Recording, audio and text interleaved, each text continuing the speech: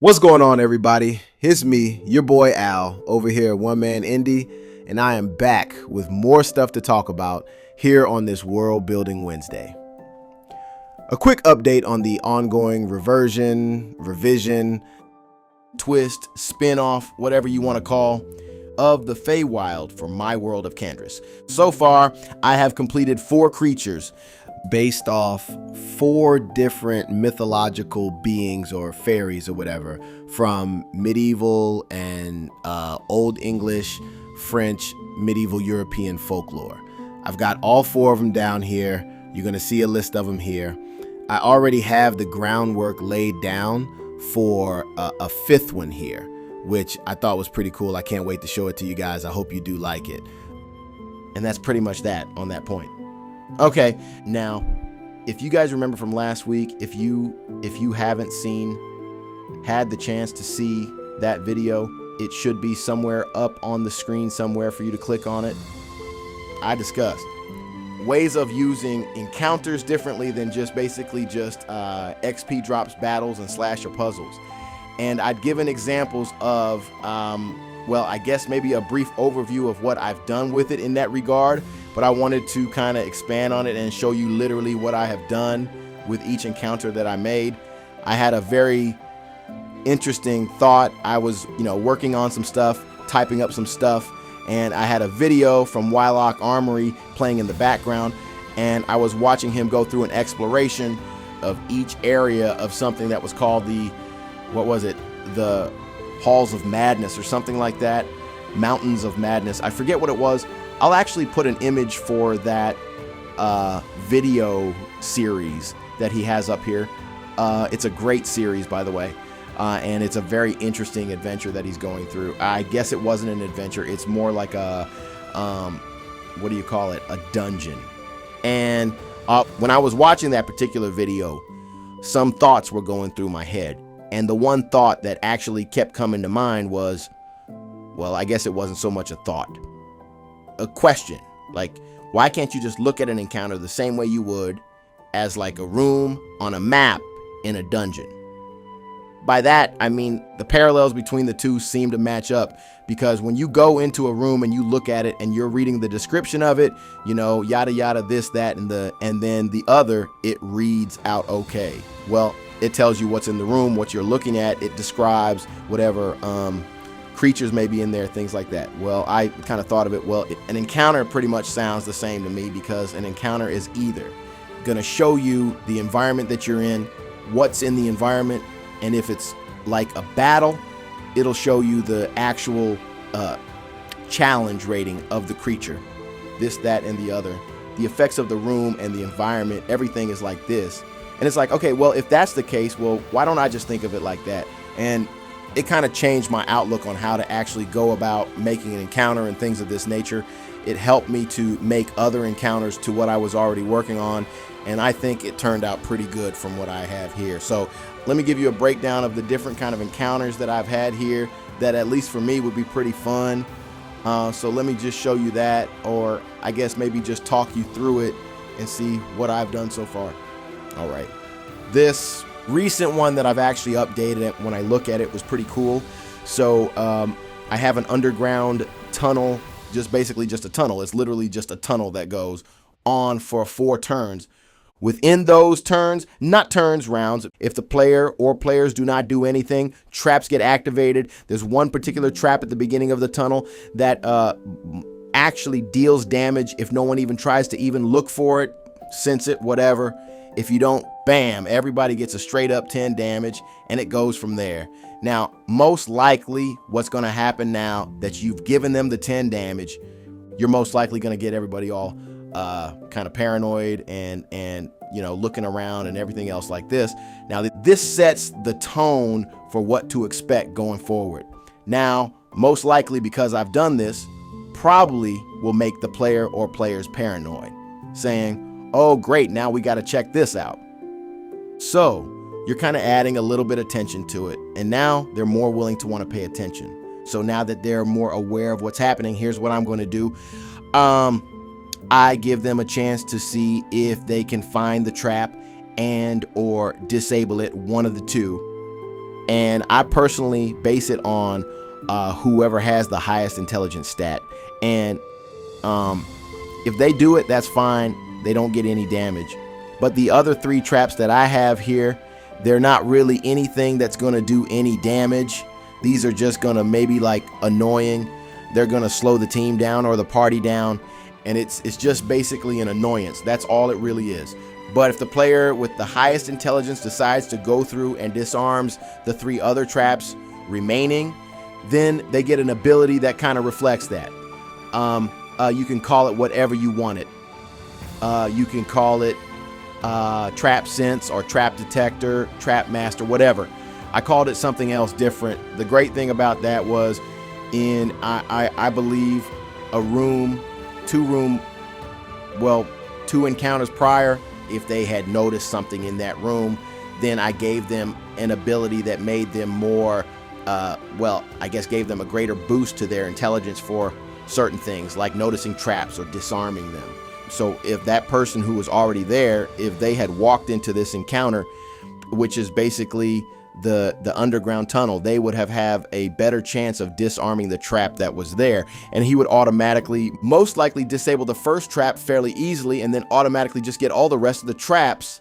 And then he would get the other prize ability on top of that. Now, again, not really all that, I guess, challenging. But I thought it was a way that I could give something to the player that they probably may use later on. Something that they could enjoy and, have fun with. I'm almost of a mindset to maybe switching it and making the first trap kind of a slow, sticky trap, and then having the second one kind of be the rock fall. I don't know. I guess I'll have to see what people think about it. Is it better to have like this kind of like that tension that comes from that first time when nobody asks anything and they all get the 10 damage, that kind of tension, that, oh, what the hell was that? Is that worth it? Or is it would it be, I guess, more amusing if I just have the lower stakes trap first, and then the second one they just don't pay attention, and that's when they get the 10. It's like I'm kind of torn between that. So I guess I'd have to see what input people would give me. That. Then there's this encounter in a settlement. They can, if they choose to do so, decide to do a training with the local watch, which is basically just the town guard or whatever. And what I have here, or at least what I decided to do, was set up 5 different training regiments or difficulty rolls that rewards 2 different kinds of stats. Say one's for intelligence and for life, or one for defense and for speed and stuff like that. So the kind of things that I had for were like, say, taking a plunge inside icy cold water, or like running around the entire town like 3 times or stuff like that, to kind of like maybe build up your endurance and your willpower, because when you're running a marathon, it's you and the course that you're running. So it's not just physical, but it's kind of a mental thing. So I had that kind of going on. I forget, it was another one that I wanted to do that I wanted to do, but I think I did something else. But the main drive behind this was to build up the player's stats.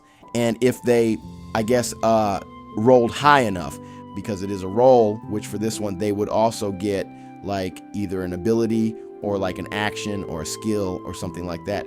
So basically how it runs is each player chooses which one they want to do. They'll say, I want to do the plunge or whatever. Okay. So, okay, they take the plunge.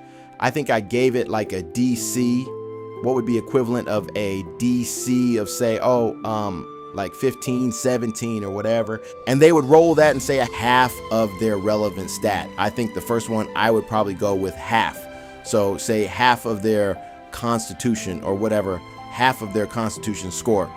Added to that, make sure they can get to it. If they get to 15, then they actually get the stat bonus. But if they get more than that, then they actually get the stat bonus. And I believe I had an action with that one. Was it an action? It could have been an action, or it could have been an ability. I forgot. So you only get to choose one. You only get the one. And I think that's pretty fair. I don't want to try to make the player like uber powerful and overpowered and everything like that. So I wanted to let them get a chance to choose. Now after that, as I said in that last video, I had the encounter that was kind of a dick move, and I'll explain how that actually worked. You approach a crossroads, and one of the NPCs kind of gives you a warning, say, hey, there's a problem, stop, blah, blah, blah. And everybody stops, and then a hazard walks by that can bestow a curse upon a person depending on how close they are to them. If you were, say, about outside of 10 feet, like you would say like 12 feet away or whatever, then you were good. There was no problem. But if you were like within 10 feet away, then it would like say like take, I don't know, like, what did I say it was? It was like 10 life from you or whatever. And then if you were closer, then it would be like you would get 7 HP and then take away 7 of your like strength or whatever. And that would be something that would last until the next encounter if you didn't get it cured. And this is the one where I told you, you don't roll for anything. There's no chance rolls or anything like this. I would just basically ask you, pick a number between 1 and 3.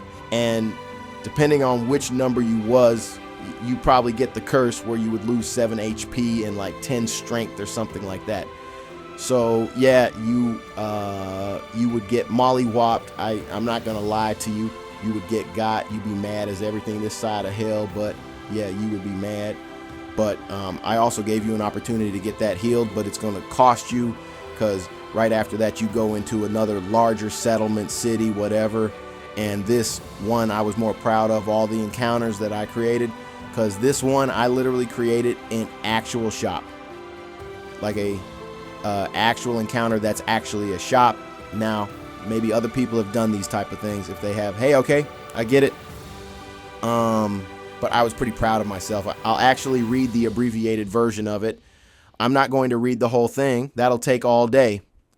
Here we go. So the party can decide on where they want to go, and you only get one choice. Maybe I can give them one, maybe give them 2. I don't know. But the total pool of money resources there is not a lot. So everybody, so I guess it may be introducing some kind of a little bit of negotiation. Who wants to do what? Can someone do them a favor? Blah, blah, blah, blah. Because the money that they actually have earned from selling creature drops. Because I understand in like video games or whatever, you get gold from like RPGs, whatever, when you slay a monster or whatever like that. But like in real life, you don't have anything like that in the real world. Guys aren't like walking up to like lions and like, you know, putting a desert eagle to their head and like, you know, like trying to rob them for like gold or whatever. Hey man, just give me the gold. Come on. Like that doesn't happen. When you kill an animal, you're not going to just get something like a big old bag of money thrown at you for doing it. You got to sell the skin, the claws, whatever. So from what I'm using for these encounters, you don't get gold when you fight and beat a monster. You get their body parts and you sell them, or you can use them, whatever you want to do. So between all that stuff that you were able to sell, you can have a fairly good amount of money that you can split between all of you for what you need. I'll be honest with you, some of the things that are kind of expensive, but they do give benefits. Firstly, I gave you a general store where you can kind of get like a really fairly cheap healing item. I gave you an apothecary where you can get a much better healing item. I gave you an armory shop where you can actually buy armor. And I also gave you a spot where you can be healed from injuries, or you can get the affliction removed from you from earlier. So I was pretty proud of myself when I did that. I thought it was pretty cool, fairly clever. I don't know if maybe other people would like to use something like that. I can make that available if you like. There's a lot of things going on in the background. I'm still going forward with the Bitter Morass, I guess, reinvention of the Feywild, and other stuff is going to be coming along with this as well. So if you enjoyed this so far, if you think there's something that's of interest from what I've said to you, please subscribe, please hit the thumb, please ring the bell, share this, talk about this, engage with this. Give me your thoughts, because that's definitely going to help with the algorithm and help other people maybe find this, and we can grow something fairly interesting. At least I'm hoping that we're able to do that. And I can't do that without your help. So any kind of help you can give me would always be appreciated. I want to thank you guys for coming out. I hope you did enjoy this. If you did, again, subscribe, ring the bell, make sure you Comment, let me know what's going on. What's your thoughts? What would you do? Maybe you would do something different. Maybe you can tweak this to be something that could be something that could work for you. Let me know down in the comment below and let's have the conversation. Hopefully I will see you guys again this Friday. I know you guys will probably like what I did with this new creature feature I did when I thought about it. Great. But I don't want to spoil it. So I hope you guys are here for Creature Feature Friday. And if not, then I will see you again next Wednesday. God willing, you guys be safe, be sane. God willing, we will meet again. Y'all take it easy. Bye-bye.